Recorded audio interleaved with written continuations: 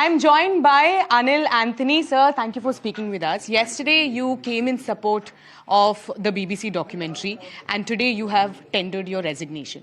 What are the reasons which, forced you to do something like this? See, whatever I had done it with the best of my conscience, and whatever I had done, the explanations are very clear in the letter. Finally, there have been a lot of things that has been happening for a while, but at this moment, I think it is too premature to speak about it. But whatever happened in the last 24 hours did play a very decisive role.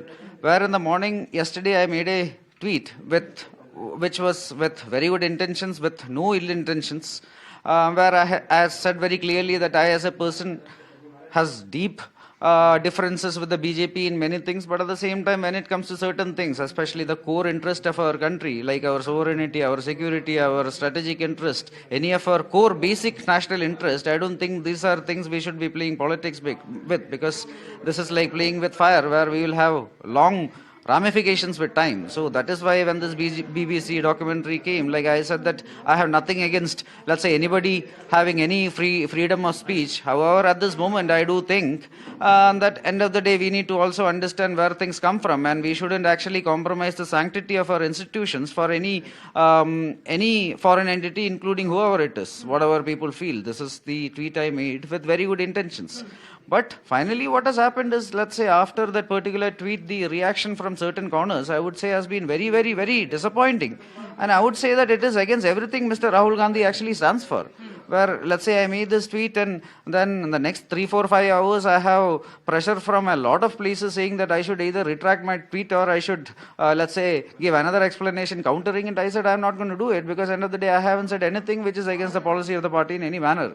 However, still it continued, and then when I refused, then what happened is, let's say, after 8 p.m., like my Facebook, nothing, I haven't deleted anything, it is all there. Like what has been happening in the last 12, 13 hours is absolutely, I would say, it is against the very basic ethos of the Congress party, where like you go there and you see hundreds and 200s and 500s of tweets, which is all hate speech abuses, like for a bunch of people who claim that they are working for love. This is hatred at its prime level.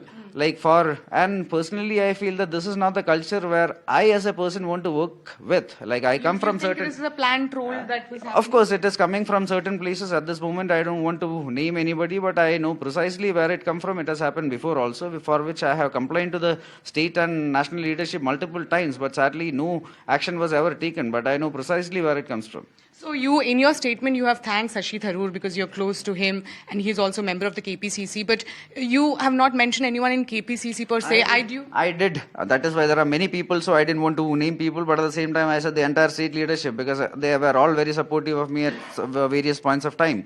I started working for the Kerala Congress KPCC from 2019 because of the support of the then PCC President Sri Mullapalli Ramachandran. He and Dr. Shashi Tharoor were the first two people who actually asked me to start working for the party. 2017, I did do some work for the party, and it was actually with the blessings and support of the then Congress President's political secretary. So there were many, many senior people from Delhi as well as Kerala over time who has actually supported my work wholeheartedly. But sadly, at this moment, this party has moved into another trajectory, and I would say at this moment, the culture we have come down to, I think it is not a place where I, as a person, would like to work. K. Sudhakaran, is he the name? Because we are seeing, because he disagreed with you. He had a very opposite opinion as you had. He is a very good man. I have nothing against him. I have nothing against any senior leaders at all. I do feel a little bad about all these trolls, and a lot of these people, I do also understand where it comes from. Like, I don't think it is by their own, like they are thinking by themselves. There are people behind it. I don't want to go to it at this point of time. But I do blame a lot of people for taking things to this level. Did you speak to your father? I haven't, no. No, and did you make him understand what's really happening? At this moment, he is in his native place in Alleppey, attending a family function. So at this moment, I think it is not the best of times to bother him with this. So I haven't spoken to him on this. One last question. The BJP says that Congress party is intolerant, and you resigning is an example of that. I disagree with the BJP on a lot of things, but sadly, this is something where I would agree with them.